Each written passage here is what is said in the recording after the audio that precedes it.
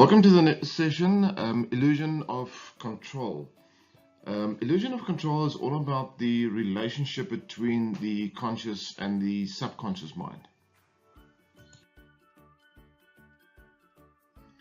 To create an image or a concept around this, I want you just for a moment to take a look at the image on the screen about the elephant and the rider. Now, this is a tradition that comes from the Far East, where the young boys are trained with the elephant from a very young age, where they are supposed to work in harmony, move trees, and a variety of different tasks. So for this exercise, the rider represents the conscious mind and the elephant represents the subconscious mind.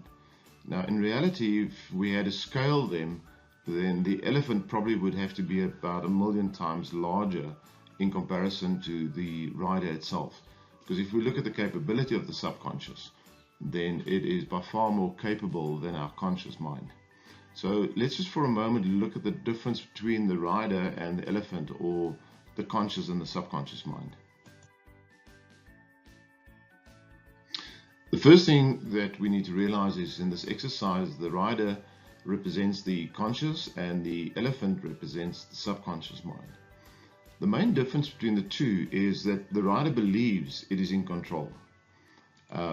It thinks it's in control. It thinks when it gives an instruction, the elephant will always follow it. But the elephant works on external stimuli that is coming in, and that triggers automatic responses that are very strongly driven by our emotions and our gut feel. So even though the rider believes it has control, it actually has very, very little influence on the elephant. If you look at the size of the two, if the elephant decides to go left and the rider wants it to go right, the rider might believe it is in control of the process, but the elephant will still do whatever it wants to do. So in reality, it actually does not have that much influence over the elephant as the rider would like to believe.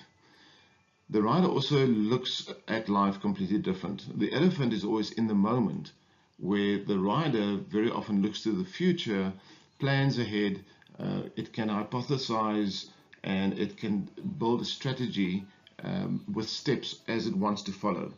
Where the elephant is triggered automatically, it will make a decision very quickly and respond according to whatever stimuli came in. So if the elephant would get a fright and run off, the rider will attempt to control the elephant, but even though it believes it can, there's no control. The elephant is going to do what it wants to do.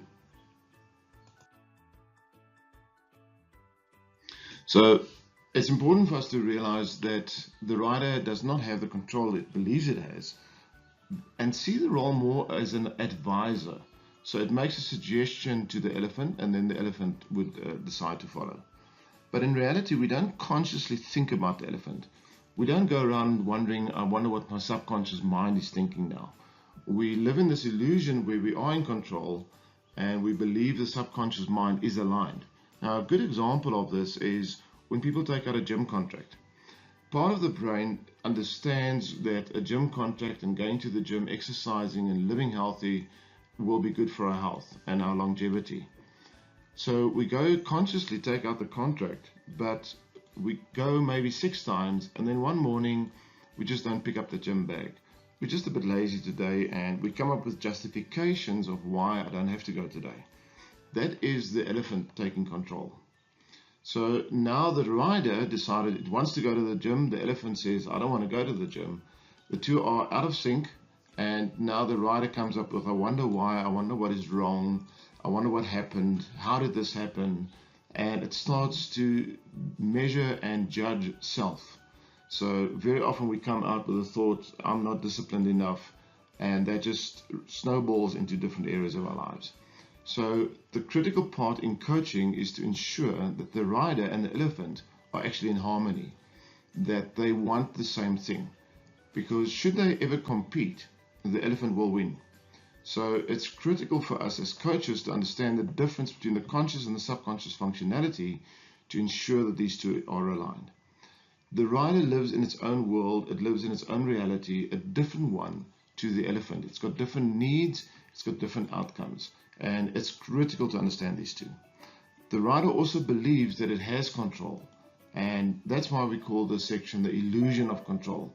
The moment we realize that the subconscious is in control, then we can start thinking differently about our subconscious programming.